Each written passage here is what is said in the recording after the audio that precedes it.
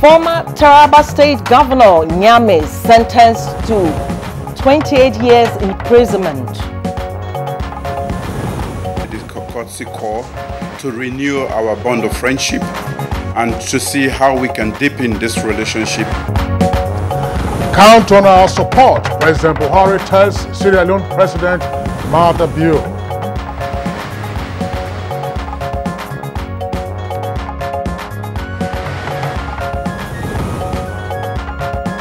Nigeria on alert over Ebola outbreak in Congo.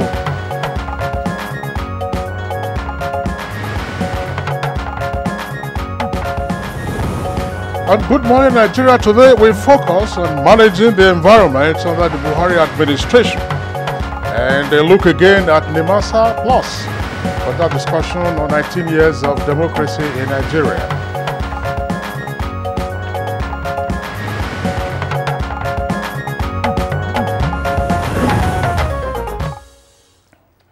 Nigeria, like many other countries across the globe, is bogged down by environmental challenges that have become a source of concern to the government and people. That's right, Joy. Nearly every part of the country has one environmental issue or the other, and these range from desertification to gully erosion and deforestation to others, including flood, oil spillage, and massive air pollution. Now, Nigeria is, however, rising to the challenge by tackling some of these, especially those that require political will and government might to address, while advocacy is also going on for those that require change of attitude or practices by the citizens. So, on today's edition of Good Morning Nigeria, we shall engage those, of course, who will be discussing what has been done and the impact of the steps indeed and policies undertaken by the Buhari administration in dealing with the country's numerous environmental challenges. That's right, Kingsley. We will also look into what the Nigerian Maritime Administration and Safety Agency in Nimasa has been up to lately. All right, so Joy, it's a proper package for us. Two topics already that you have indicated. A third one will be a continuation of our conversation on the 19 years of democracy in Nigeria, plus, of course, a look at 3 years of the Buhari administration. My name is Kingsley Osadolo, and it's my pleasure to welcome you to this edition of Good Morning Nigeria. And I am Joy Usabu, joining Kingsley, my colleague, to welcome you to the program. As usual, we shall present our companion segments, which include newspaper review, business, sports, foreign, and entertainment news. For now, let's take the news highlights with Hadiza Tijani. Good morning, Hadiza. Good morning, Joy and Kingsley. Welcome to the news segment. I'm Hadiza Naja'atu Tijani. An FCT High Court has sentenced former governor of Taraba State, Jolly Nyame, to 28 years imprisonment for criminal breach of trust, gratification, criminal misappropriation of public funds, and obtaining valuable material without consideration. He is, however, to serve 14 years as the sentences run concurrently. Chukwunonso Mwabweze reports that Nyame has been standing trial on a 41-count charge instituted against him by the Economic and Financial Crimes Commission, EFCC, since May 13, 2007. Grinds slowly but surely, and it shows that whoever has committed an offense should also be ready to face the consequences. And on to bilateral relations, Nigeria is reassuring the Republic of Sierra Leone of continued support, including that of military, as the country works towards stability and economic enhancement. President Muhammadu Buhari stated this when he received the new president of the West African nation, Julius Maada Bio, who called on him at the State House, Abuja. I came today to express our country's gratitude to the Federal Republic of Nigeria for standing by us, fighting with us during our time of need when we had the civil war. This is my first time in Nigeria after having been elected. I also wanted to pay this courtesy call to renew our bond of friendship and to see how we can deepen this relationship, which is mutually beneficial. And the recent story of alleged sex for marks at the Obafemi Awolowo University, Ile-Ife, and other harassment of students by lecturers has become worrisome to the National Assembly. To this end, the Senate reflected on the matter and resolved to investigate it. The need to ensure that this perversion is completely kicked out of our places of learning. We urge the House of Rep to move quickly to concur with the Senate bill on sexual harassment on tertiary educational institutions provision bill, which has been transmitted to the House.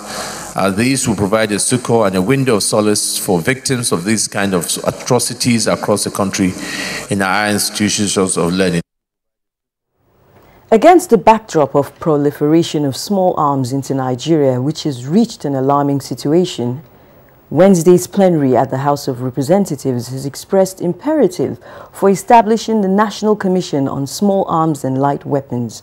Already, the bill for an act to establish the commission has passed second reading on the floor of the House.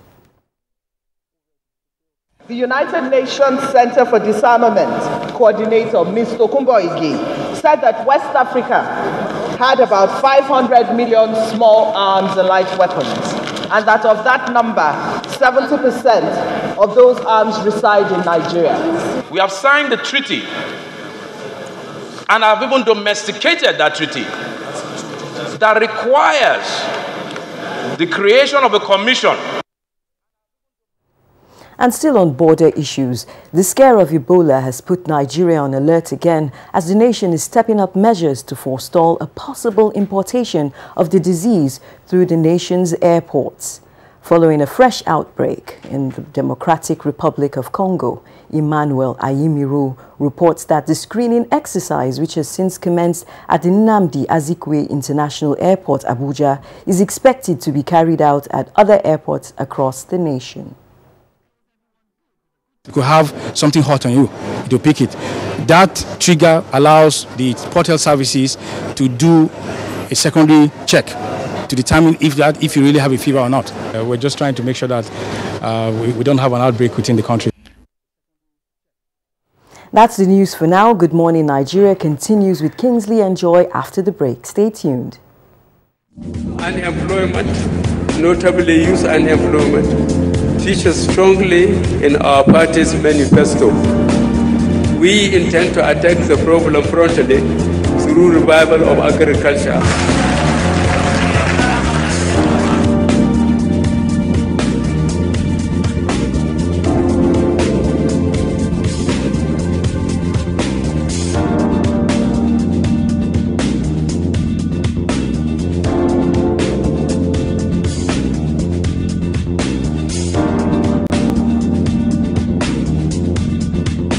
The 30K is going a long way.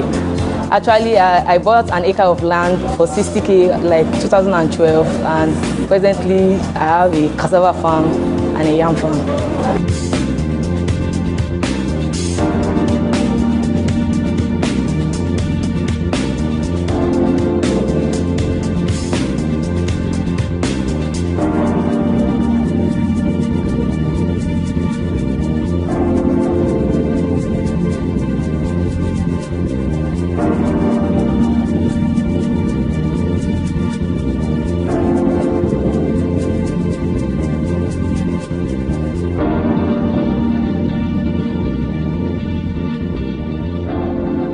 Reorganized, trained, and fully equipped, we are the new improved Nigeria Police Force. We fight crime, we bust syndicates. Whatever the crime, wherever the hideout, the Nigeria Police Force will get you busted. Stop kidnapping, armed robbery, murder, pipeline vandalism, and other criminal activities. Be productive. Be security conscious. Join the police force to secure your life and property. This message is from the Nigeria Police Force Public Relations Department. Oh, give me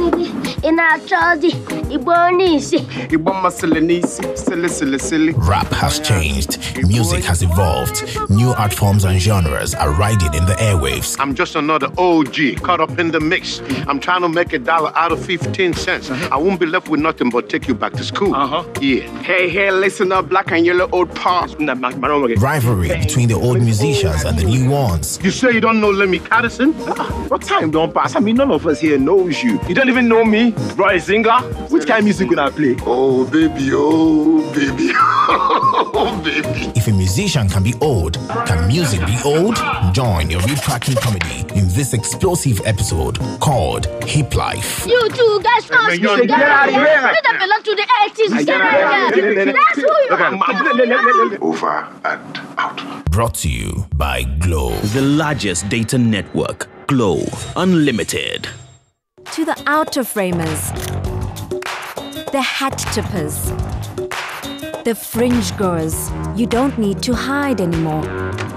Try Dettol Even Tone. It cleans and helps to reduce the appearance of blemishes caused by oil, dirt and germs, giving your skin a healthy feel for an even better you. Dettol, be 100% sure. Dettol soap is now also available for 100 Naira only. Whenever pain occurs, you want quick relief. Try new Nurofen Express. It goes to the source of pain and gets to work in under 15 minutes. That's why Nurofen Express delivers fast and effective relief. New Nurofen Express works at the source of pain. Fast. Being a mom is great, but when your child has a fever, you don't know what to do. I trust Nurofen for Children to take care of my child's pain and fever. Effective relief you can trust. Thanks for staying with us on Good Morning Nigeria. Next for us is Newspaper Review.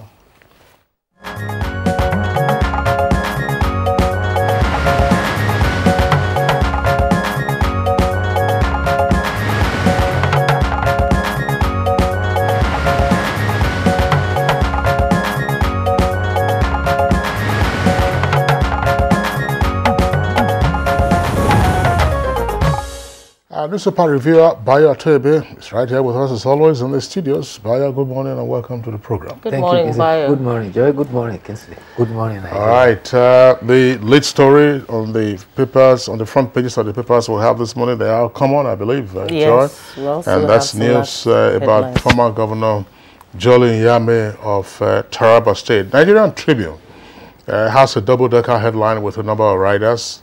Nigerian Tribune comes as follows. After 11 years, court sentences ex-Governor Nyame to 14 years in jail. EFCC detains former Kaduna Governor, ex-minister, and files amended 39-count charge against Kalu. That's another case, or those are other cases. Court adjourns trial of ex-Governor Suswam till July the 14th. And EFCC leads further evidence in trial of Ladoja. Details of those stories can be found on pages 6 and 9. For the New Telegraph, the headline is as follows. Ex-PDP governors in trouble. Court convicts Nyame and EFCC detains Yeru. Ex-Taraba governor bags 14 years imprisonment over 1.64 billion naira fraud. And court scolds ex-governor, that's Nyame, for spending 100 million naira to host Obasanjo. And judge orders EFCC to return recovered monies to government. That is Taraba government. Details of the story can be found on page 2, and you can see the photographs there of the former governor in the dock and during the delivery of the judgment yesterday. There are other headlines. Yes, I have similar headlines here. Let's go to Blueprint quickly. It comes with a kicker, 1.64 billion naira diversion. 11 years after, court jails ex-Taraba Governor Nyame 14 years. And it comes with one rider there. EFCC detains ex-Governor Yeru. Others, you can find details of that story on page 6. And for the Daily Sun,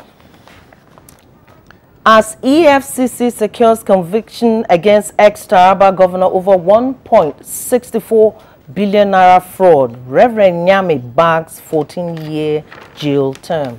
Details on page 5. Bayo. Well, 14-year jail term because the term had to run concurrently.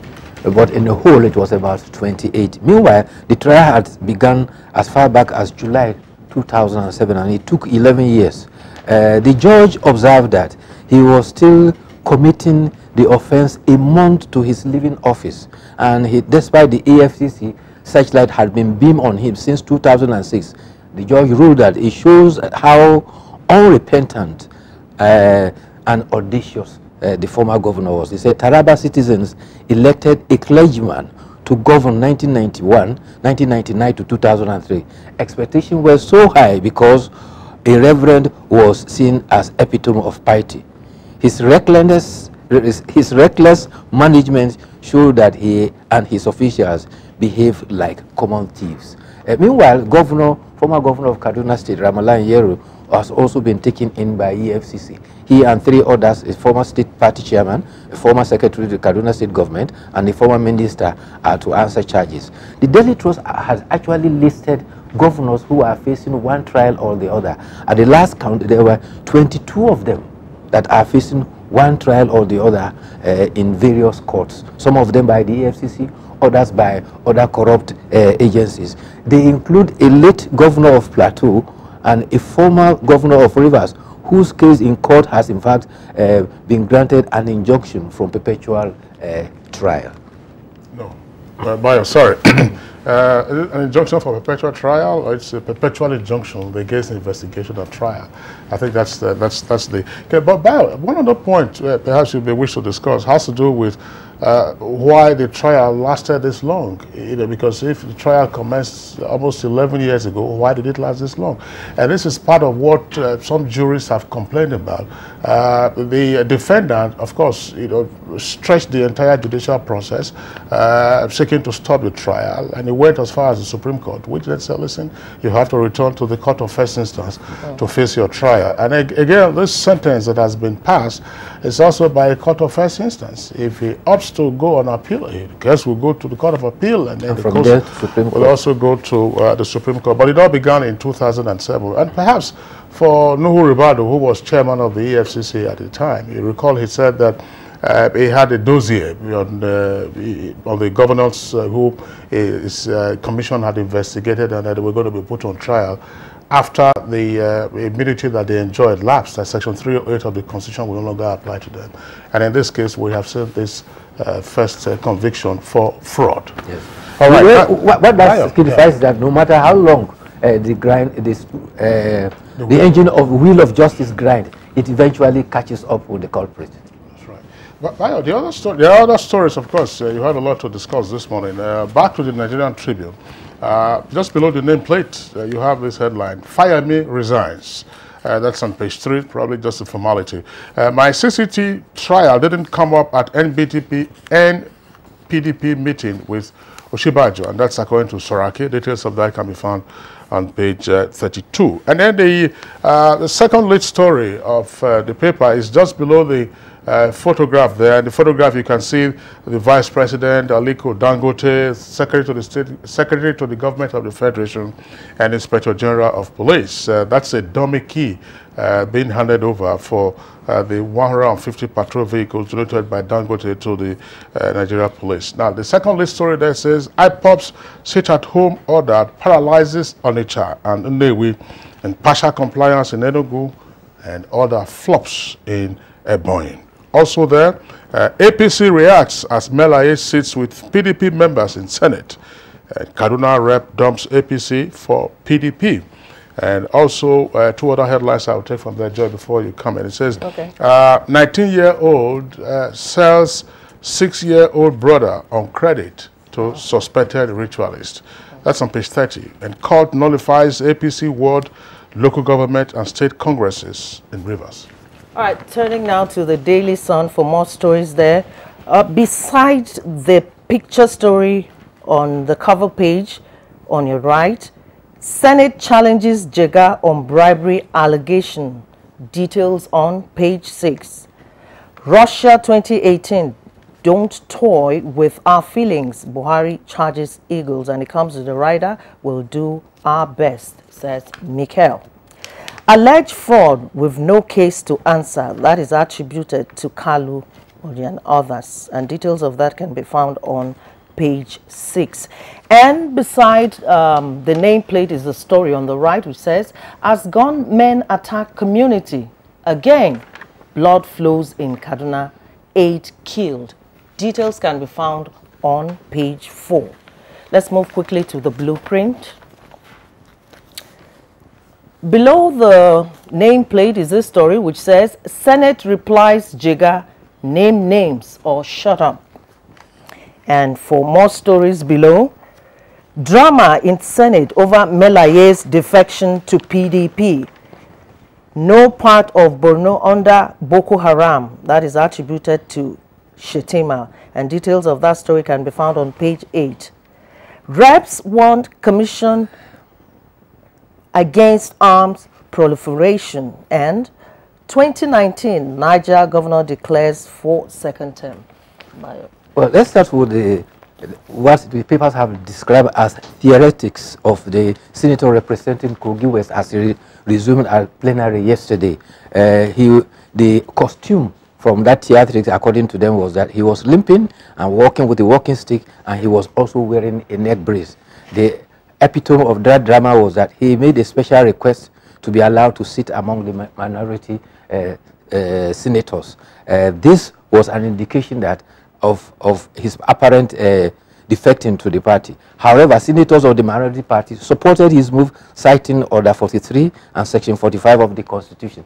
The majority members also cited this as a bad precedent, citing Order 65(2) of the Senate procedural rules. However, the Senate President ruled that his comfort will be taken into consideration in reaching a decision. On his own, he eventually sided on the side of the senators of the People's Democratic Party. The other reaction that came from the National Assembly was about the allegations by the former INEC chairman, alleging that from what he heard from some chief executive, there have been instances of bribe demanding and bribe giving by members of the National Assembly. Some, in fact, spokesperson for the National Assembly had alleged that Jega's subordinate INEC were equally guilty.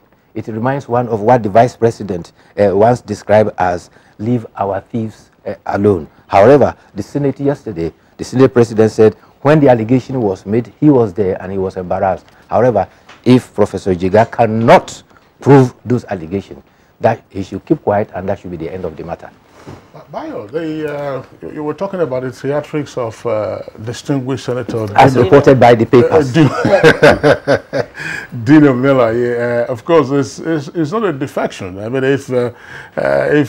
because he prefaced his request, you know, with the fact that, listen, he had suffered a lot of trauma and therefore he would not be comfortable sitting where he was previously, but that he would like to sit elsewhere. So it wasn't clear whether maybe it's the structure of the seat or the location of the seat so that he can have proper support for his frame, or since his neck was also in a brace. Because, you know, I think too, if it were in the parliamentary system, he would easily have crossed the carpet. Precisely. But in this case, if he is defecting, of course, he has to do that in writing, in form, otherwise declare it and then let the Senate President himself be aware of it. So in this case, it's just a question of... But I thought it was also a bit curious when the Senate leader indicated that, look, when the electorate go to the polls to vote, they are voting for you to sit in a particular location when you win your election. And yet, we often hear from distinguished senators that, oh, when they are in the chambers, you know, the party affiliations are often sublimated, and they are distinguished senators of the Federal Republic. So why can't he sit anywhere? Before we forget, there's that human interest story of a baby who was detained in hospital because the parents could not pay the hospital bill. A teacher had delivered of twins. Unfortunately, they were premature at an Ifakok hospital. They were admitted at a private hospital and in an incubator. They accumulated a bill of over 1.2 million. The parents could not afford to pay. They raised 170 on the social media, and at the end of the day, they put together 550,000. But the hospital insisted that unless they pay the balance of 650,000, the baby will not be released. Guess what?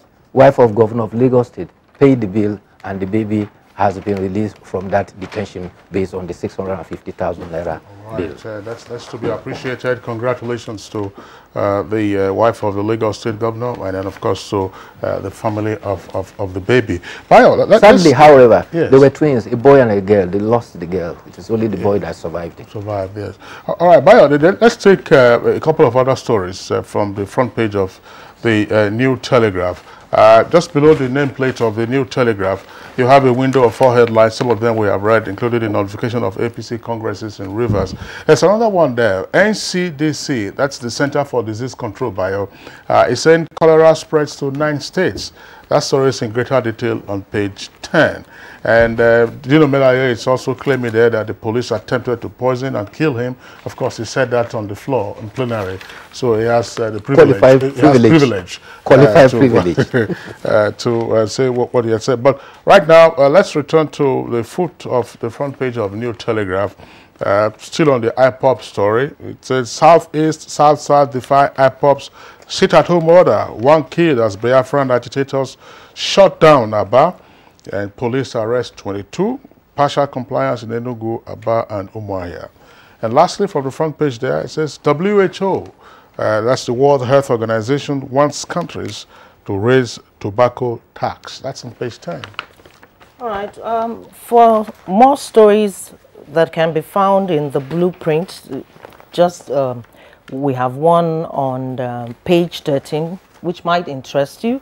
It says, pay our salaries. Others parastatal workers tell Ugwani, as Ugwani of Enugu.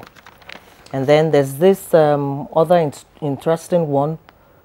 Otom's aide resigns, may join Benue governorship race. I see, that's interesting. Talking about salaries, you wonder why industrial arrests and strikes reoccur? Well, Minister of Labour has indicated that most of the agreements reached by the previous administration were implementable. And because of that, the agreements that were reached cannot be implemented. He said the agreements had no timelines and they cannot be implemented. And by the International Labour Organization rules, whenever such thing arises, there has to be renegotiations. He says what is implemented in collective bargaining agreement is the ability of the employer to pay what is demanded. All right, Bayo, that's, of course, we already read the story of Aliko Dangote making donations of patrol vehicles to the Nigeria police. We 150 vehicles? Yes, 150 patrol vehicles. Let's take a look at the editorial for today. It's on page 15 of this day newspaper, and of course, the title is on trial of corruption cases. It says the Corruption and Financial Crimes Cases Committee has made a good case. Now, what is the paper saying? The paper is saying that the Chief Justice last November set up a panel to find lasting solution to why graft cases take forever to resolve. And last week, the Corruption and Financial Crimes Cases Monitoring Committee submitted its interim report to the National Judicial Council. Well, there was something entirely novel.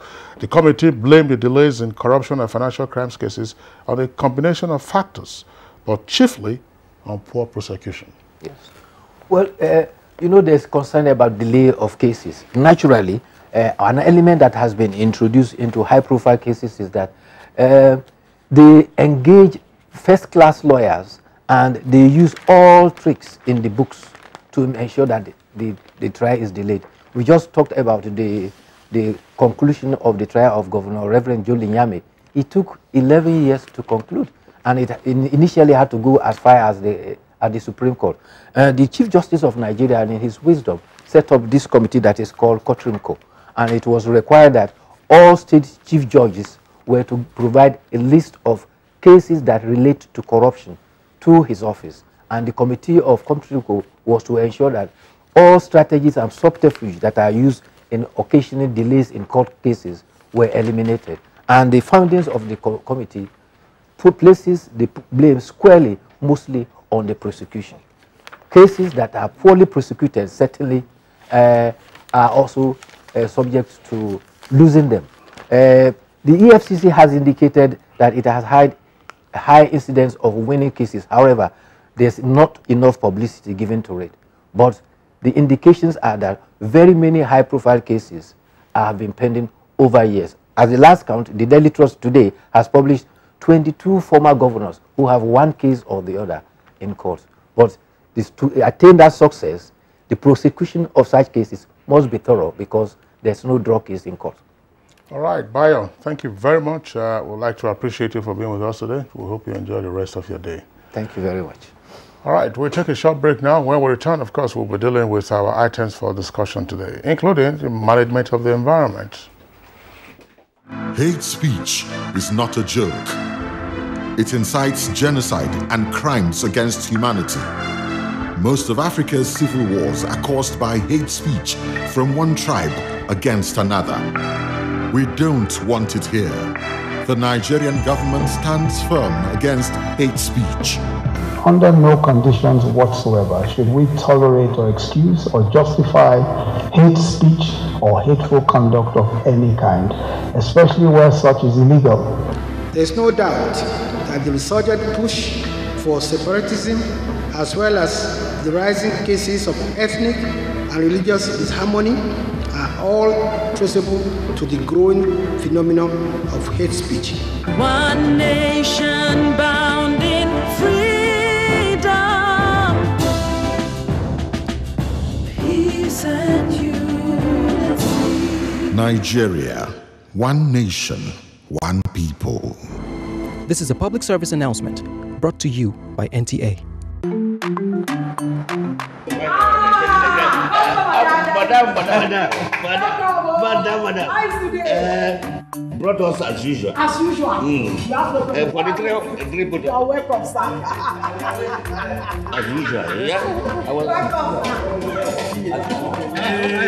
You take that one. You take that one. You don't understand? We want Nigerian homegrown rice. Finish. You don't have. You don't have. Join the rice revolution today. No other rice that tastes like Nigerian rice. Are you sorry? That's the Nigerian rice we are talking about. Chocolate made in Nigerian rice. Healthy food. I'm going to bring Mrs. to come to chocolate rice of made in Nigeria here. And see how it are made. Correct. And how they are cook it. Correct.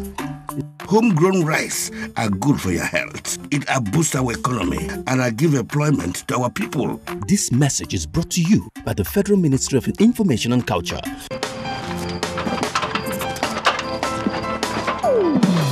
Oh boy, climb this thing now. Not be only to connect lights. Come you and yourself now. Now wow. Oh boy, calm down now. Oga Kasali electrician, who would they look for with this? Oh, Oga Kasali, come help us fix this wire now. Sorry, I no longer carry out illegal connection.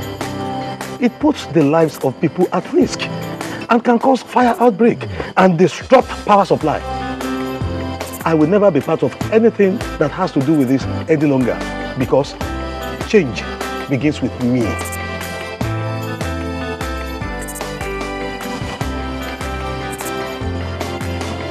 Oh boy, wetin you talk makes sense. Oh boy, we could carry this ladder from over.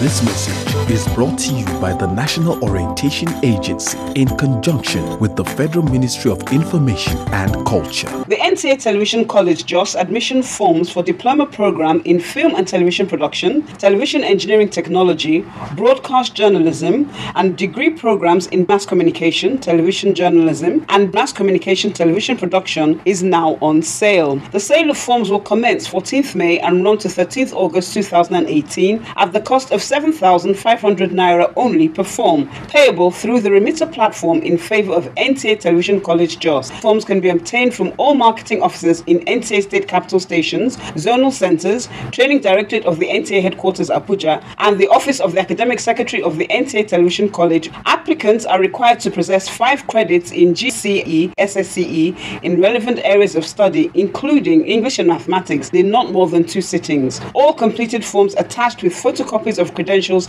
must be submitted on or before the 13th of August 2018 to the stations where the forms were obtained. For further inquiries, please contact the Office of the Academic Secretary on these numbers. Announcer, Registrar. Thank you very much for staying with us on Good Morning Nigeria. Now, Timothy Yusuf's background report on the management of the environment under President Muhammad Buhari's administration will set the stage for our first discussion this morning.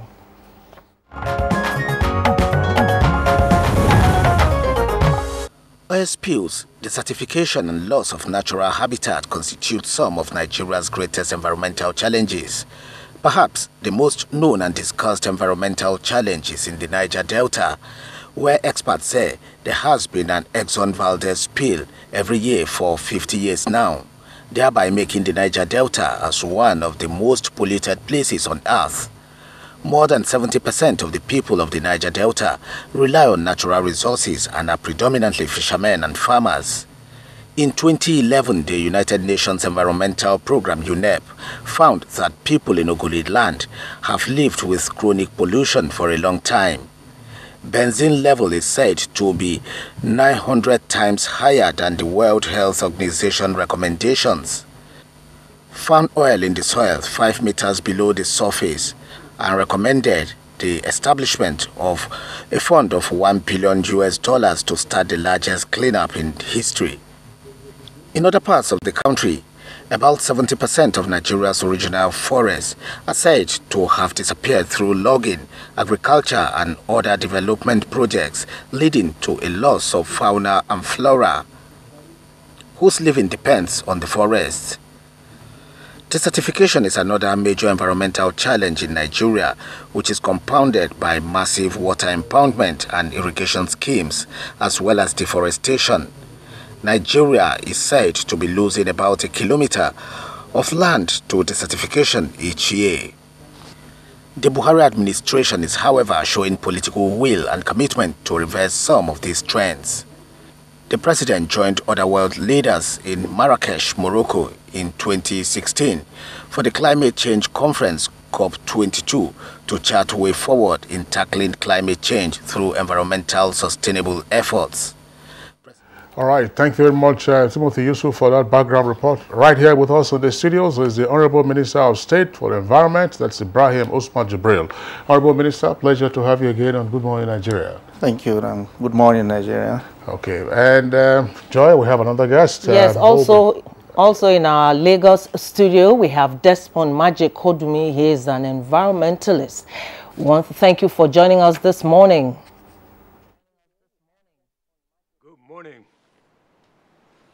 There's two guests. Honorable Minister, tell us something.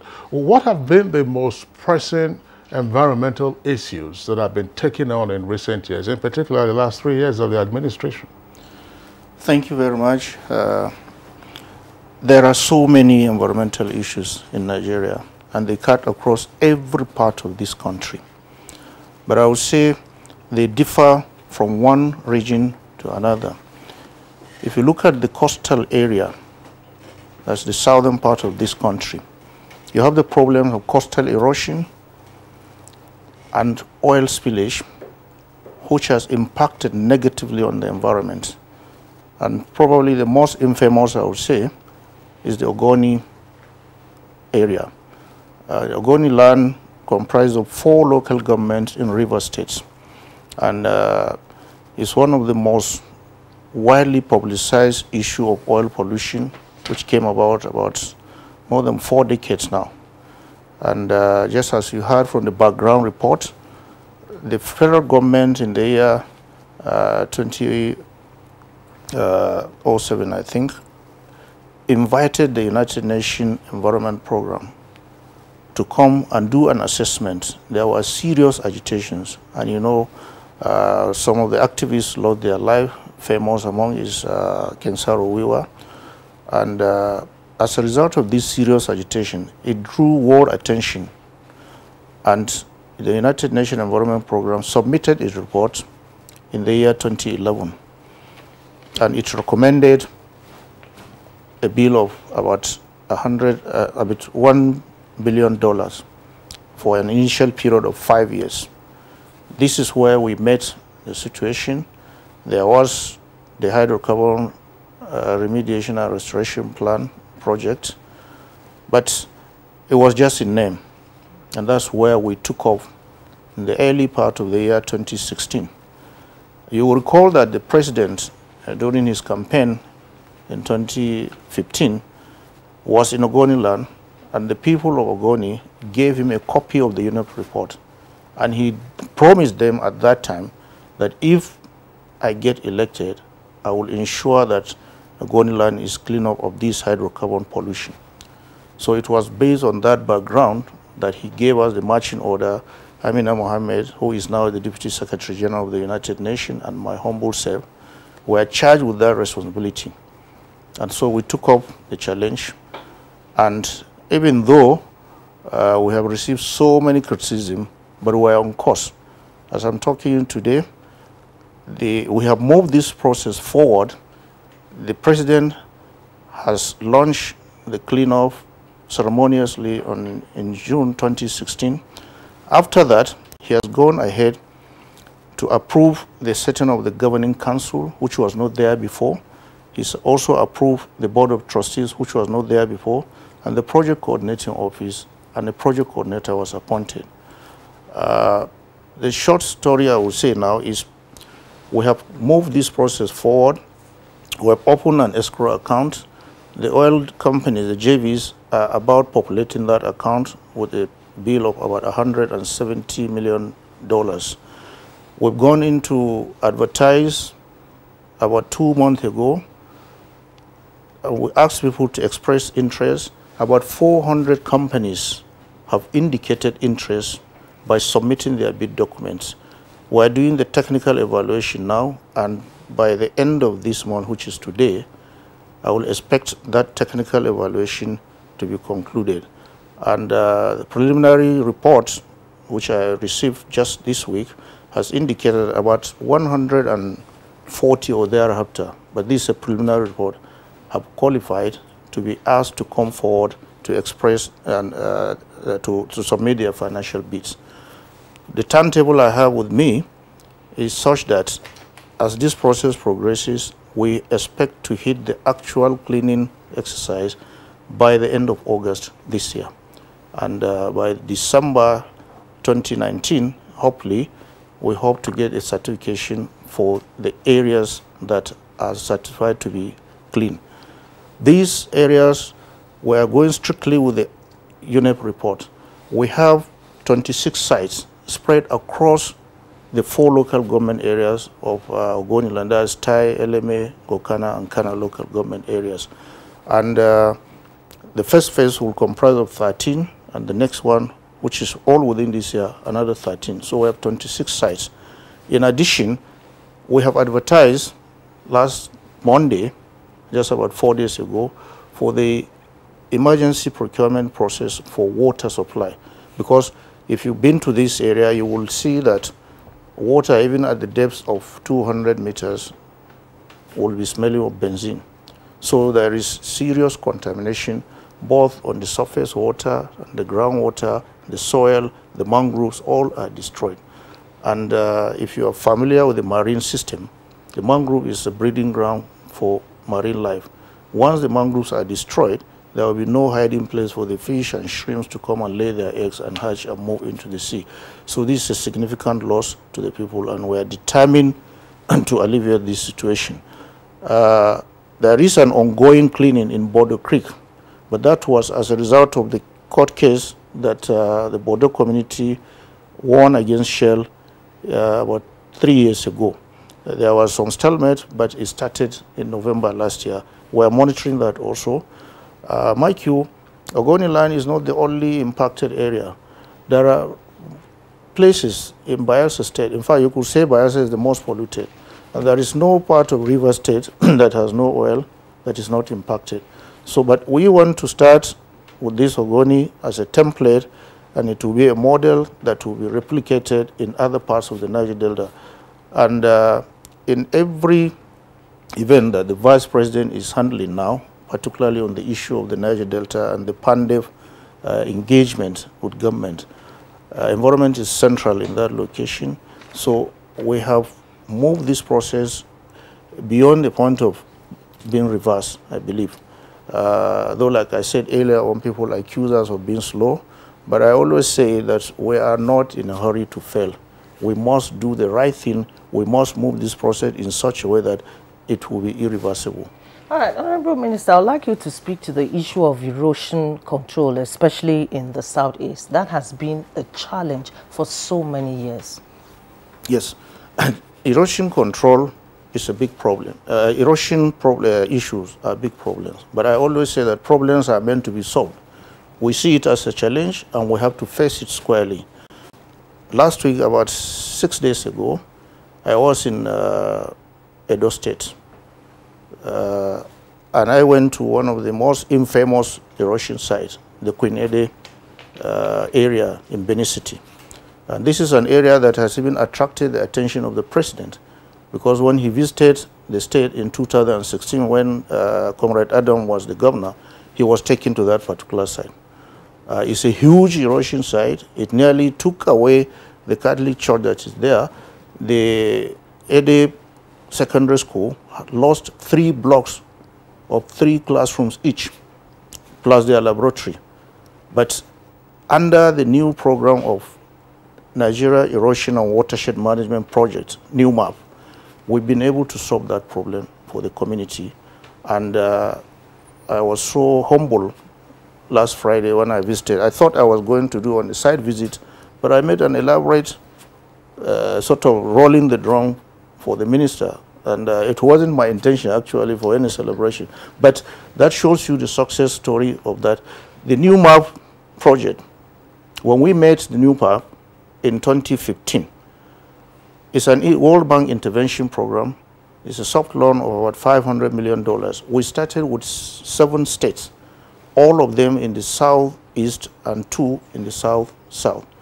Therefore, the entire 5 southeastern states and Edo and Cross River were in this program.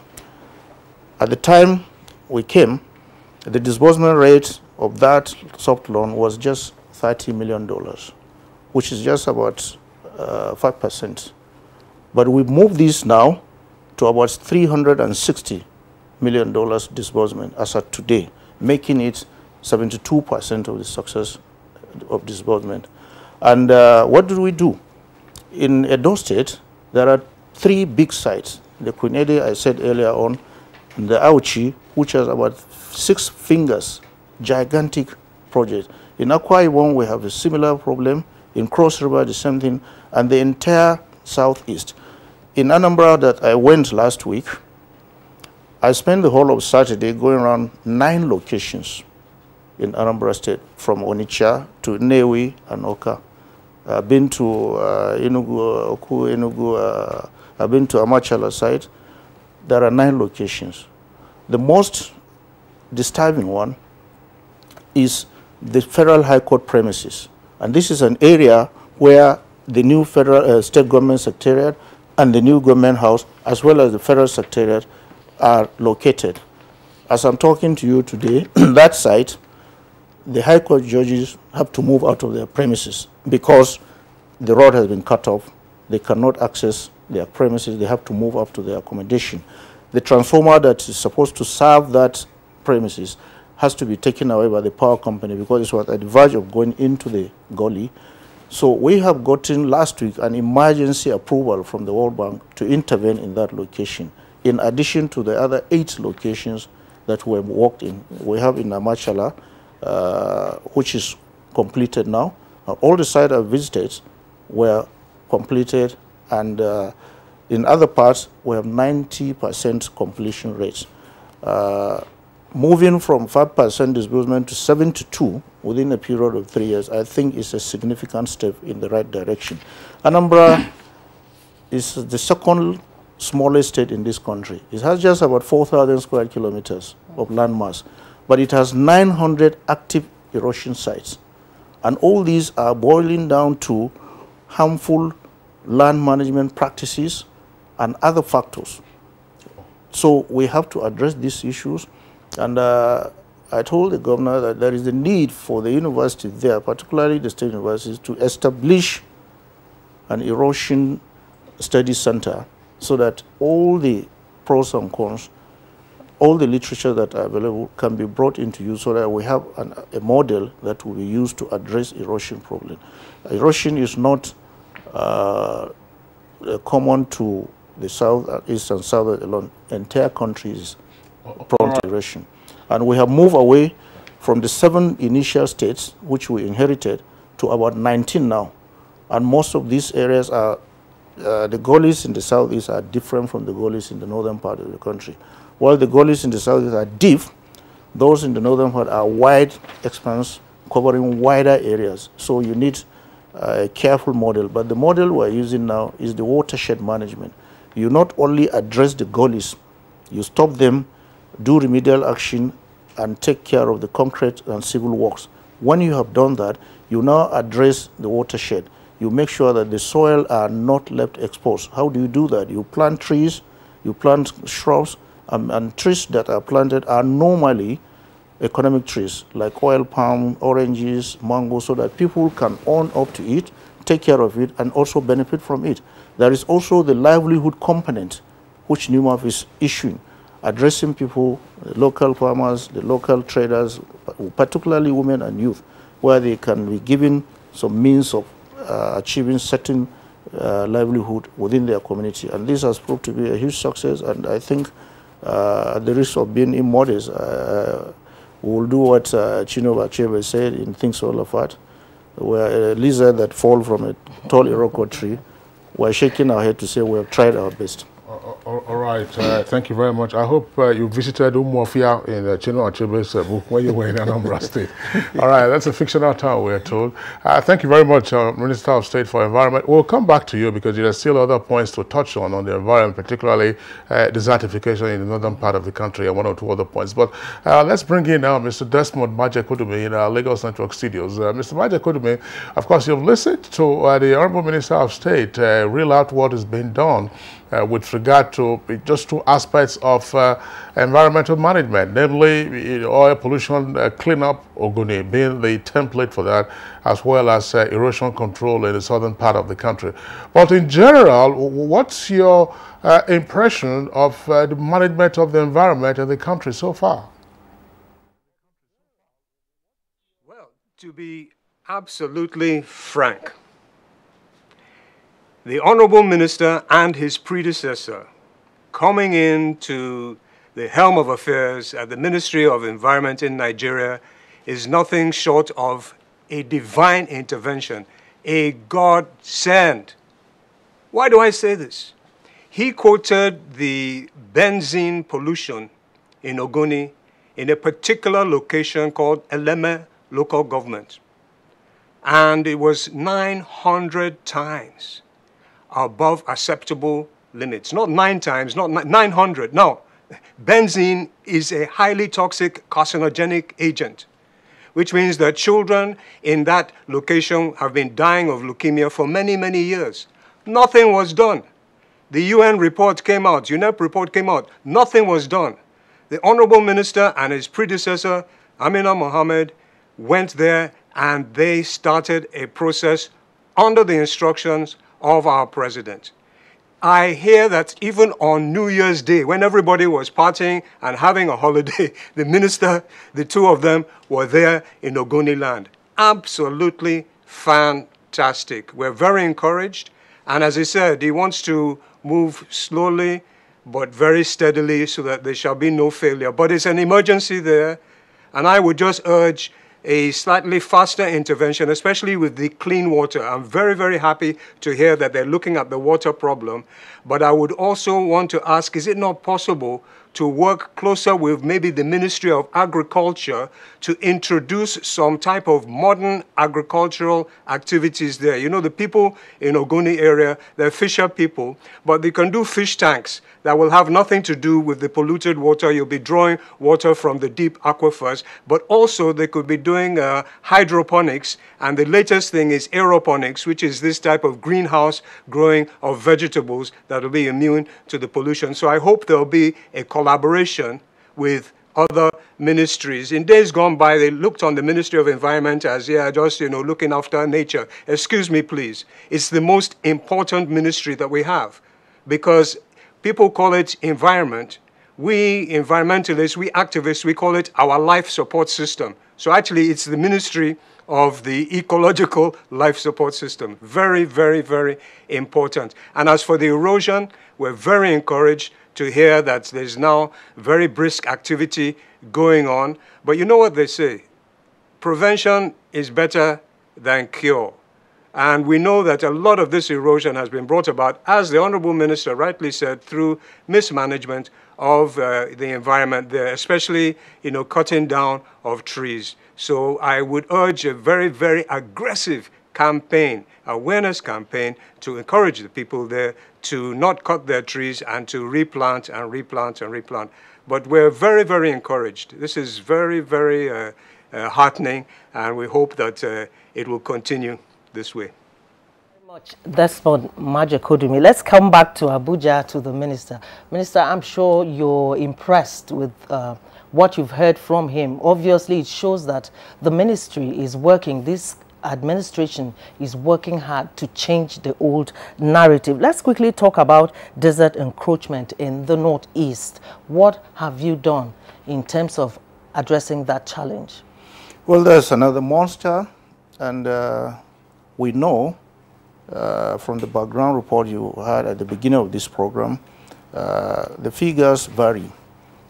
I've been to the Northeast, I've been to the Northwest, and I've been to the fringes as far as Arewa local government in Kebbi State, which is just about a kilometer to Niger Republic. I've been to places like Memalari, Yusufari, Gashua. I've been to Bama, I've been to Baga. These are areas, apart from the insurgency, that are facing desert encroachment. The sand dunes are real. I've been to the sand dunes. I've seen how they move. In some areas, it's about 400 meters per annum. And it's spectacular, but disturbing. It covers villages. It covers the water points. It covers all the... So we are facing a gigantic problem. We are facing climate migrants moving from the north down south. And you could see the effect in the north central. The clashes that are going on, the huge number of cattle that are moving from that location down to this area for greener pastures. It is about issue of land and water rights. And this is an area of dry land. It is a terrible situation. Unfortunately, there are many locals who do not believe about even climate change. But climate change is real and is further aggravated by the quantum of the little available trees that are being cut on a daily basis for fuel wood. What's happening to the Great Green Wall? The Great Green Wall is set up as a Pan-African initiative to settle and solve this problem in the Sahel and the Sahara. In Nigeria, it covers 11 states, from Kebbi State up to Adamawa and Borno in the south and in the northeast.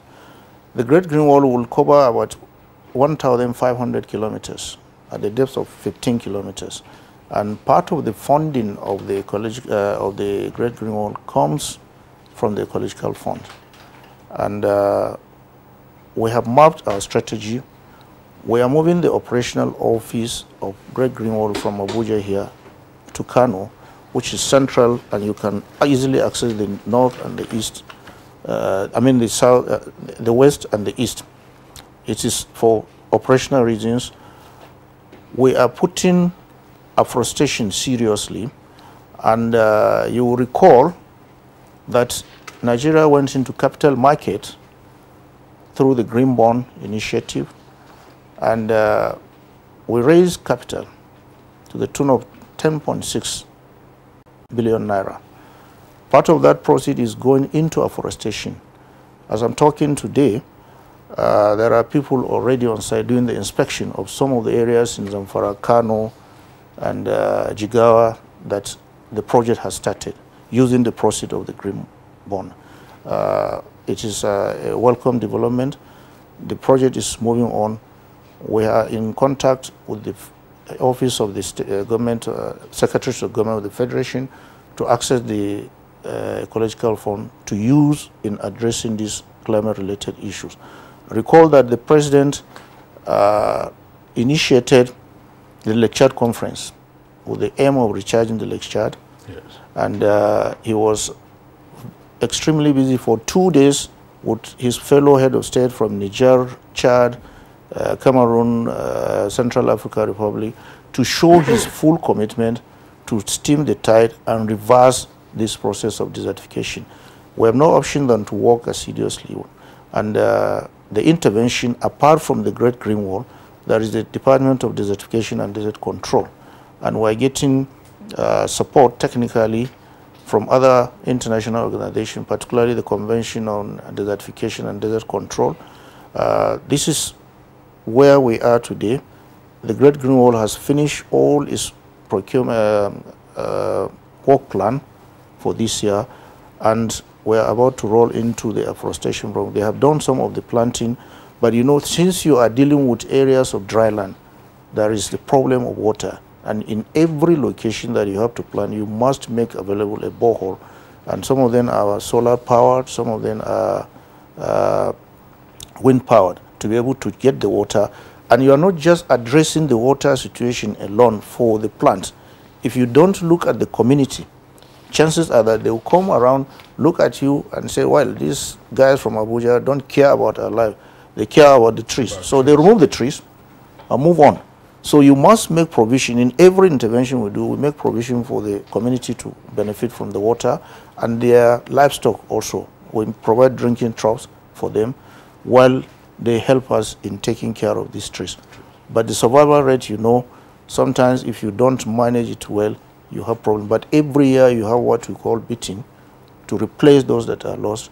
And we are trying to ensure that the rate of loss is reduced to the barest minimum. All right, back again to the south. We had you here several weeks ago when again there was a report of the soot pollution in rivers. Yes. And you had promised that you were going to liaise with the authorities, particularly those that are involved in the destruction of illegal refineries. What is the situation now? Because that was identified as one of the causative factors of the heavy pollution arising from those activities. Yes, like I said that day, I traveled to Port Harcourt in April and had a meeting, a one-day meeting with the stakeholders where we involved the state government, the Ministry of Environment, the Ministry of Health, the Nigerian Medical Association, their oil companies, the security agents, and all those that care, the activists. We sat down, we had a station for about 6 hours, and we came up with a report which I presented to the Vice President.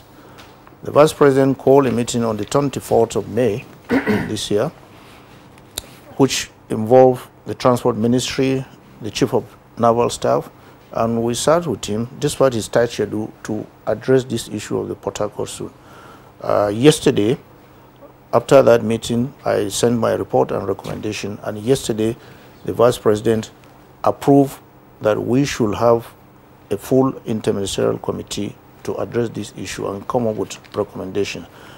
We are writing letters now to invite the key ministers, particularly in health, in transportation, and the Chief of Naval Staff, as well as the Chief of Defense Staff, to involve the security officer. Recall that when I came here last time, I did mention to you that there are 11 causes that are seen to be contributing to this sort in Port Harcourt. And key among them is the illegal bunkering and the subsequent security operations that bomb this location out of existence. We have been able to engage the Navy. We got them to sit and realize the situation. And at the end of the day, we jointly produce a harmonized standard operation procedures which spelled out the activities of every organization that is supposed to be involved in this. It involved the custom, it involved the immigration services, the naval services, NIMASA, and the police, the Ministry of Environment, NESRA and NOSRA all have a role to play. It is not a one-man show, and it is not something that one should be too sentimental about. We have to look at it holistically. We have to address it from the root. And one of the reasons why we must address this from the root is unless people know what they are doing is not right, before you can think of asking them to revise and turn for better. So long as people see this oil bunkering as a normal event, they look at it as if move into your backyard, pick bitter leaf, and come back to cook. In other words, it requires collective approach to solving it. Does. It does. And quite hazardous. It is actually. For them, but ultimately, and don't forget, it is a lucrative business. People make a hell of money. I understand unofficial record shows that about 30 to 40% of the oil supply in Port Harcourt comes from this illegal refinery. So it means lucrative but environmentally deadly. Detrimental. Honourable Minister, thank you very much. Let's go back again to Lagos. Mr. Desmond Majekodumil, let's get your thoughts. I mean, considering the multifarious environmental challenges that we face, what is your thinking, for instance, about the people's disposition to the environment and the need for them to make their own contributions to rescue this source of livelihood for all of us? Absolutely. Excellent question. And the fact that you said it's multifarious links in directly to what the Honorable Minister just said, that they've set up a ministerial committee. So it means that different ministries are now getting involved. The environment touches everywhere. It is our life support system. I can't keep repeating that enough, because not only is it our life support system, it's our children's life support system. And it's been entrusted in our care by Almighty God. We must hand it back to them. I think, unfortunately for us, you know, we have such a wonderful environment. We are so blessed. This is a blessed part of the world, probably one of the most blessed parts of the world. We have wonderful weather. We have incredible biodiversity. We have wonderful forests. We have wonderful wetlands. You name it. We have it here in what I call the Great Nigeria. Yes. But because of this blessing, we've ignored it. We've taken it for granted for so long. We can no longer do this. We are instilling a lot of damage to the environment. And we need a lot more proactive measures coming from government, especially in enlightenment campaign. The Honorable Minister was talking about the Great Green Wall, you know, to hold back the desert. A very, very welcome development. But again, prevention is better than cure. And we need to really, really prevent what has happened in that area. As you well know, a hungry man is what? An angry man. And that's one of the main contributors to a lot of the problems we're having in terms of militancy in that part of the country. But what has caused the desertification in the first place? It is cutting down the trees. And now we come to something that embarrasses me terribly as a Nigerian. Because 75% of the trees that people are cutting down in that area, what are they cutting it down for? Firewood. And what country is this? This is Nigeria. We're the 8th largest producer of natural gas in the whole world. Other countries are taking our gas and they're using it for cooking. We are burning our gas and our people are cutting down trees in a very vulnerable area for cooking. This is embarrassing, and there needs to be an emergency task force working on this. If it means subsidizing or even giving free gas cylinders to people, you know, millions of gas cylinders, and producing the gas for people in that area, it has to be done. And then the people will be able to say, yes, government are not just thinking about us, thinking about the trees, they're also thinking about us. Prevention is better than cure. So that's an intervention that we really, really hope shall be taken very, very soon. As for the suit, I think we're on the right track now. Yeah, finally. Again, you know, these proactive measures that the minister is taking, going there, talking with the people, sending the right people, dealing with the right people in the community, it's very, very, very encouraging indeed. But we do want to ask, you know, can we go further? Can we work closer with the Ministry of Environment, with the Ministry of Information particularly, to start disseminating this information? And please don't leave Lagos out of the equation, because we are having major problems on our coast. We're suffering from terrible coastal erosion. There needs to be intervention to protect the coastline. As the minister said, climate change is very, very, very real, and it's happening fast, and we're going to have a lot of problems, so we need to be protected on our coast. And then also, please, the reforestation program is going too slowly. The game reserves, the forest reserves are not being protected well enough, and the forests are the buffer. They are the buffer. The International Panel for Climate Change of the United Nations has said very, very clearly that the tropical rainforest is the main buffer against climate change. They are sequestering the carbon dioxide and giving us our most prime commodity, which is oxygen. We must protect our forests. We must go back. Look, Nigeria, our flag is green, white, and green. And it's 2/3 green, 1/3 white. The reason I'm wearing this is to show what has happened. Is that all the green is gone, and we need to bring it back to what it should be. We need to really, really concentrate on reforestation. And finally, just one question, plastic pollution. Please, what's going to be done about this plastic problem? Well, very good question from you, Mr. Desmond Majekodobe. In fact, it's a topic that we are considering for the future. Today is a crowded day for us. We have three topics, and this is the first one that we're dealing with. Thanks a lot for raising that. The Honorable Minister, of course, will be here. And we do hope that he will oblige us when we are taking on that particular subject matter. Desmond Majekodobe is scion of Dr. Majekodobe, who, of course, when we had emergency rule in the Western region, was the administrator. Thanks a lot for your contributions on our discussion this morning.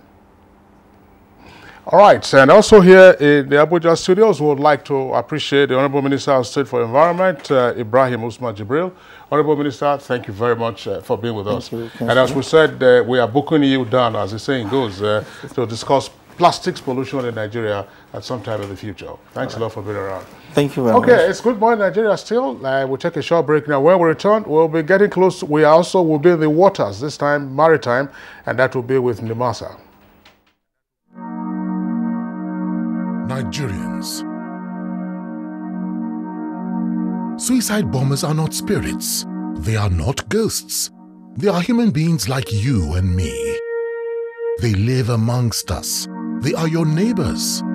They are your friends today, but terrorists tomorrow. So you must know your neighbor now. Security begins with you and me. Know your neighbor. Be vigilant. Be security conscious.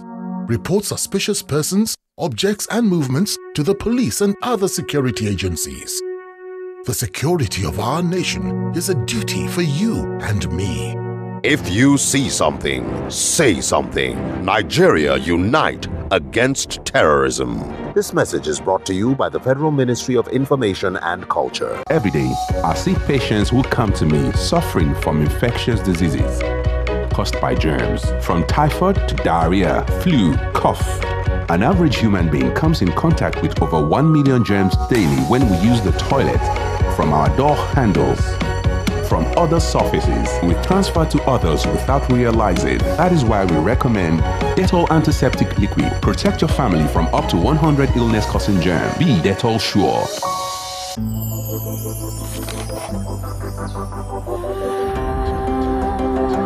Sedap Supreme Noodles, capturing the tasty goodness.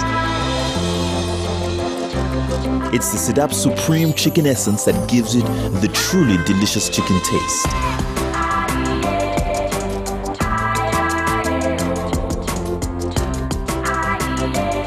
With real chicken essence. Be Supreme, Nigeria. You're still watching Good Morning Nigeria on the network service of the Nigerian Television Authority, the NTA. Joining us now to discuss the milestones in the Nigerian Maritime Administration Agency is the Director General of NIMASA, Dr. Dakuku Peterside. Good morning and thanks for joining us on Good Morning Nigeria. Good morning and good morning Nigerians. All right, very briefly, for the benefit of some of our viewers, sometimes there is a conflation of what your agency is and what it does versus other agencies that are also involved in the maritime subsector. There is Shippers Council, there is NIMASA, there is the Nigerian Ports Authority, there is the Navy. What are you all under the same, who are you? Thank you very much. I acknowledge the fact that indeed there is that confusion. Many persons find it difficult to delineate the different mandates of the different actors or agencies. I'll start with the team I belong to. As NIMASA has two key roles or mandates. The first is to regulate shipping in our country. And so the first of our mandates is regulatory. So for every vessel coming into the country, it is our duty to ensure that they comply with the minimal standards set by us and by international laws to which we are party to, or international conventions or protocols. And for vessels that emanate from Nigeria, vessels flag Nigeria, it is our responsibility to ensure that they meet standards that make them acceptable in any other part of the world. Again, it is our responsibility under that regulatory function to ensure that shipping do not impact adversely on the environment. And so that speaks to marine pollution control. And again, to ensure that vessels are manned by persons who are appropriately trained to do that. And so that speaks to manning, as well as security of vessels. Vessels, commercial vessels or trading vessels or merchant vessels can come into our maritime domain, do her trading, go back to wherever it's coming from, or leave our space, go to other territories, do their trading, and come back safely. That provision of that security is also part of our mandate. So that speaks to the first of the two broad mandates we have. The first, I've spoken extensively, is regulatory. The second is promotional. To get Nigerians to participate in shipping as owners of vessels, as those who man vessels, and in other ancillary services in the industry, in the broader blue economy, whether as those who own shipyards, those who own ship repair yards, and all of that. We also regulate under the first one. I've said two broad mandates. One is regulatory, the other one is promotional. Now, by the Shippers Council, our sister agency, her function is to protect the interest of shippers, those who ship, and the shipping firms, ensuring that there's a balance and that no one takes advantage of the other. They've been given an additional role as economic regulators of shipping industry or port, the port. So basically, they deal with those who ship, those who do the actual shipping. If you now go ship in product, being shipping product, they ensure that nobody cheats you and you don't cheat the other person, and that it strikes economic balance. So their role is economic regulator of the port and the shipping business, the economic aspect. You know, what is the cost of freight and all of that. Of course, you know that Nigerian Port Authority manages the ports. And I'll do an analogy after this. Port development, port management, port maintenance, then, of course, the maintenance of the channels to the port and all of that. Now, the Navy do not have much role to play in merchant shipping. But because of our special situation, in the United Kingdom, those who play the function of the Navy is called the Maritime and Coast Guard Agency of the United Kingdom. In the United States, we have the Coast Guard of the United States. But we don't have a Coast Guard here. So we're not armed. We're expected to provide security or guarantee security for merchant vessels, but we're not armed. So the Navy now is breaching that gap. We have an alliance with them called the Maritime Guard Command, where they ensure, because they're the only ones authorized by our laws to be arm-bearing, the protection of the shipping routes to ensure that these ships come in, trade safely, and go back safely. I think that gives you a bit of understanding. Now, let me just do an analogy to make you appreciate it better. It's like you having what they call a terminus of a vehicle, of a motor, what they call a motor park. Let me use the layman's language, a terminus of a bus. Now, MPA is in charge of that terminus. That's the area of mandate, the development. Like Japi Motor Park. Yes, like Japi Motor Park. Okay.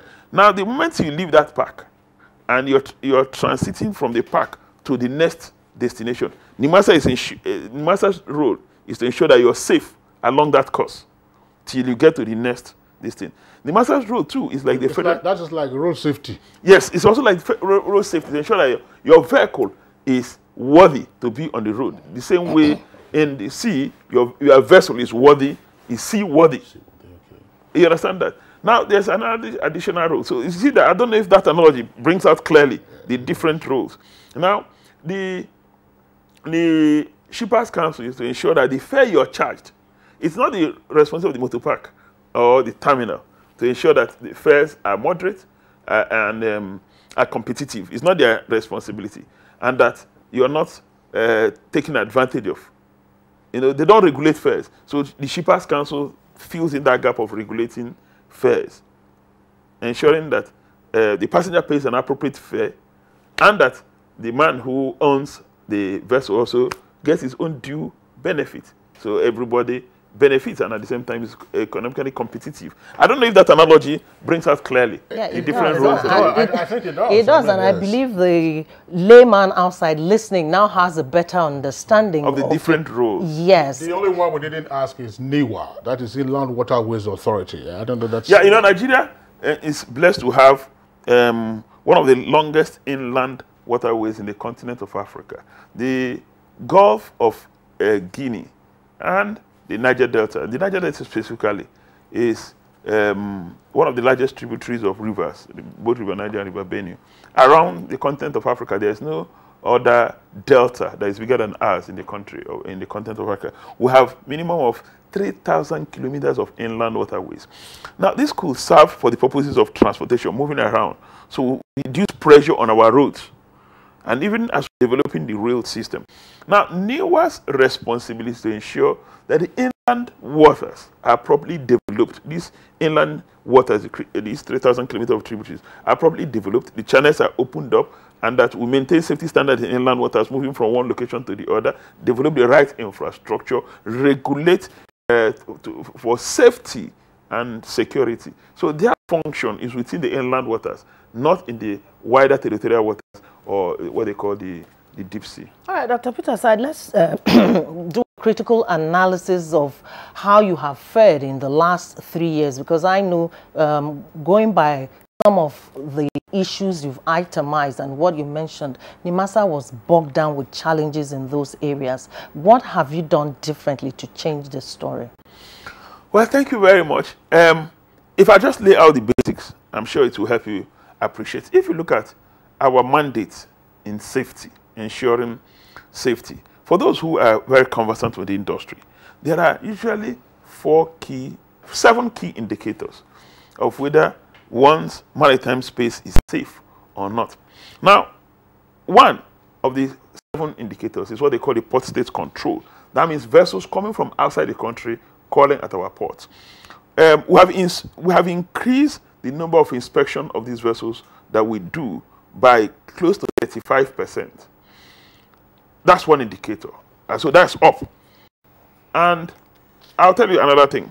We have also brought down the number of vessels that are detained, number of vessels, ships calling at our ports that are detained because they did not meet up one of the conditions or the other. That we have brought down. Whereas the number of inspections have gone up, the number of detentions have gone down. Means more vessels calling at our ports are more compliant because they know that Nigeria is no longer tolerant. Nigeria is not tolerant of substandard vessels calling at our ports. So we don't compromise our environment. We don't compromise the safety of those who operate within our territories. That's one. Now, another indicator. So we've done 2. Indicator number 1, number of inspections of port state control are up. Number of ships detained are down. Now, in terms of state inspection, meaning vessels that are flagged Nigeria, vessels registered in Nigeria, vessels operated by Nigerians, we also increased the number of inspections. We now go more on board these vessels to ensure compliance.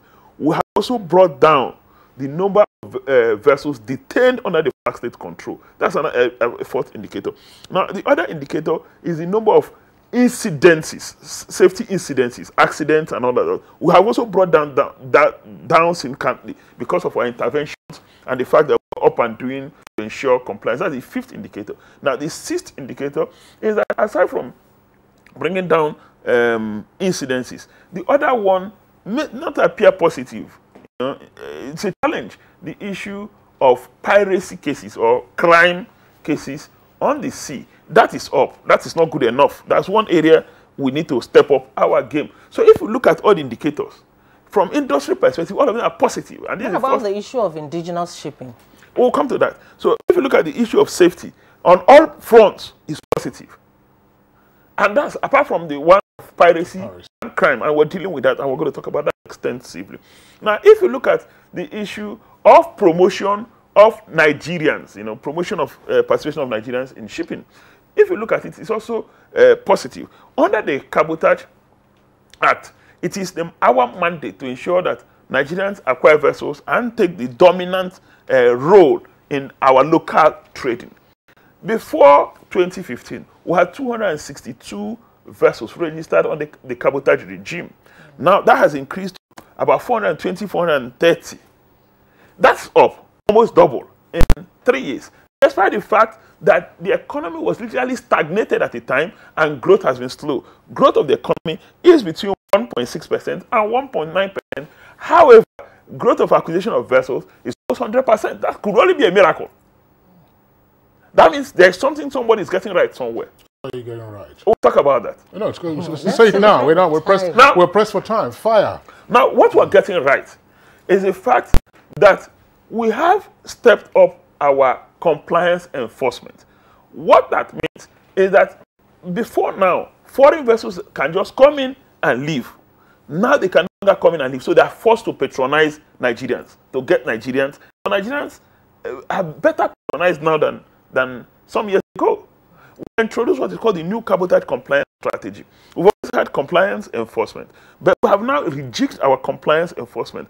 We are working collaboratively with Nigerian Content Development Board, now making some forecast of what will be needed in industry in the next 2 years, in the next 3 years, and say to industry players, this is what will be needed, the kind of vessels that will be needed in the next 2 years, in the next 3 years, so prepare for it. We signpost to the oil industry, we will not accept any foreign vessel trading within our coastal water, save in cases where no Nigerian has that vessel. So we put the oil and gas companies on the no. We put industry stakeholders on the no. And we actually go all out doing physical enforcement. So if we see a foreign vessel, then you know you are up for trouble. Why is it that some of the industry stakeholders continue to complain about the Cabotage Act? You see, people complain because of lack of information, and we keep giving this information. I understand that there is complaint, actually.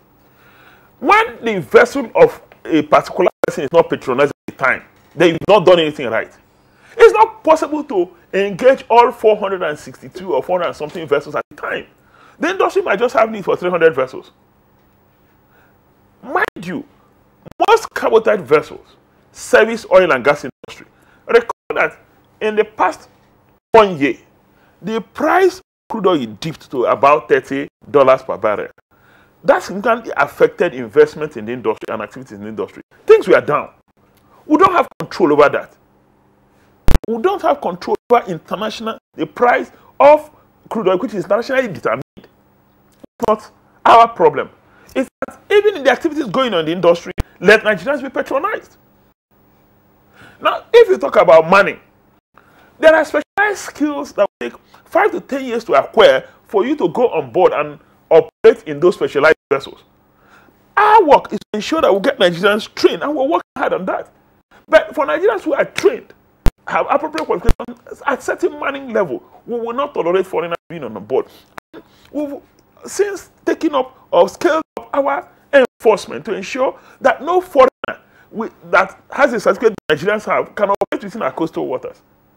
Yeah, because the money issue, again, it's been in the news. Stakeholders have been complaining that some qualified Nigerians do not get jobs, as seafarers. But unfortunately, foreigners are the ones who continue to take this job. Is there some miscommunication between your agency and these complainants who are also stakeholders? Yes, I've said we have continuously put out the statistics and asked that what the challenge of the statistics. Today, we have not less than 70% of Nigerians on board cabotage vessels. Are there alternative statistics? You can't have alternative facts. You can have a different opinion, but you can't have alternative facts. Is that not the truth? Let anybody challenge us with alternative statistics. Facts are sacred. And we have said there are a minimum of 70. Now, if you look at the other 30%, there are cases where we have specialized vessels that you need specialized training to go on board. We're not going to risk people's assets because we must put Nigerians on board. These assets are usually very expensive, as you know. It costs between $50 and $100 million to acquire very specialized vessels working in the industry. And so you spend $50 million and you bring one chap who is not true to man the vessel, to be captain, risk the asset itself, the vessel, risk the environment, risk human lives, and of course, risk projects. How's your relationship with the Navy? Well, we have a working relationship. We had an MOU signed with the Nigerian Navy sometime in 2007. After 10 years in 2017, we renewed the MOU. That MOU deals with 3-4 dimensional issues. One is the fact that the Navy supports us in enforcement under the Maritime Guard Command arrangement, where we have some men work with us in Nimasa on the routine posting, and they work. They don't understand safety issues. They don't understand merchant shipping issues. We bring that element. They bring enforcement, the power of the arms. Now, aside from that, we collaborate on a number of issues. You know, the maritime industry. We collaborate on a number of issues. So we have a good working relationship with the Nigerian Navy. All right. Earlier you talked about the fact that piracy remained a challenge. It is. Why has it remained a lingering challenge? And could you link that up, for instance, with certain reports that you have all kinds of fishing trawlers that are poaching on our waters virtually unchallenged? Well, there are two issues that are not related. Okay.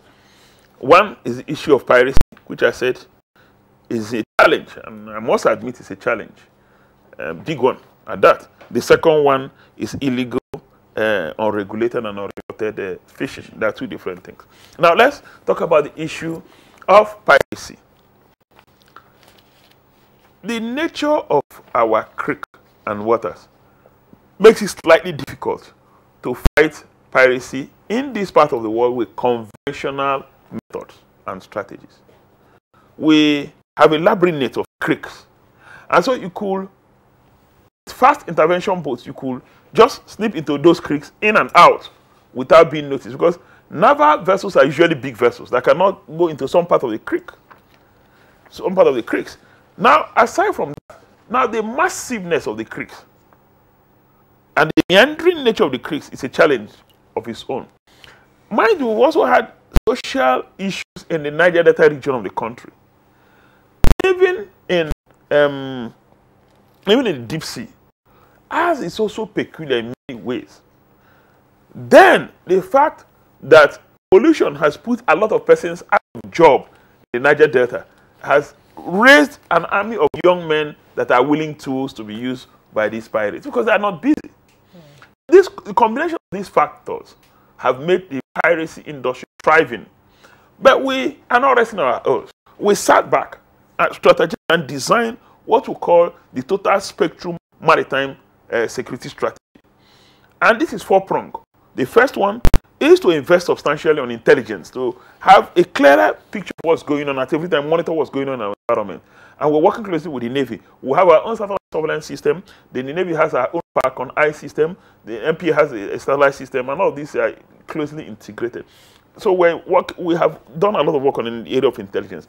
The other area we have also worked on is in the issue of response capability. Now, if we try to prevent an event that occurs, we should be able to have assets or vessels actually to respond, to confront these pirates. Then the third thing is to put the legal framework in place. So we're pushing for early passage of the anti-piracy bill. Before now, many persons can commit crime and get away. But we need to domesticate the important political provisions of what we call the safety of life at sea, SOLAS, and suppression of unlawful acts at sea, the SOLAS conventions. So that have pushed far. We've gotten it approved by the Federal Executive Council. It's been forwarded to the National Assembly. We hope that any moment from now it will be passed and it will become law so that we can prosecute pirates or those who are involved in maritime crime. Then the fourth element is working with our regional partners, be they the Congolese, the Nigerians, the Ghanaians, and those are our partners in Central and West Africa. You know, we're doing a lot because very often we notice that crime at sea do not just begin and end in one territory. They're very often multi-territorial. So those are some of the things we're putting in place. But we admit that is a problem. The Navy has also started a number of special operations designed specifically to tackle the issue of piracy. Then there's the issue of relationship between piracy and illegal refining and bunkering going on in the Niger Delta region of the country. You can see that the attack is frontal. The second element is the illegal, unreported and regulated fishing. It's very true that from time to time, Asians, find their way within our territorial waters, fish and go away. But we're bringing that down. The reason is that with the satellite surveillance system now, we have a best eye view of our entire territorial waters. And so whether you're shipping offshore, we're shipping within another, fishing rather offshore within another, we'll see you on our satellite system and alert appropriate persons to go after you and find out if you have the proper authorization from the Fisheries Department of the Federal Ministry of Agriculture or not. Ours is to ensure safety and ensure that your vessels meet up to the minimum standards set by our country. But it is the Federal Ministry of Agriculture under the Fisheries Department, or rather, the Fisheries Department under the Ministry of Agriculture, that gives you a license to fish or not within our coastal waters. But we're working collaboratively to tackle it. It's an issue that is in the front burner. I think we're tackling it. We're making progress too. All right. On that note, we'd like to thank Dr. Dakuku Peter Side. He is Director General of NIMASA, that's the Nigerian Maritime Administration and Safety Agency. Thank you for being with us. Good morning, Nigeria today. Thank you too.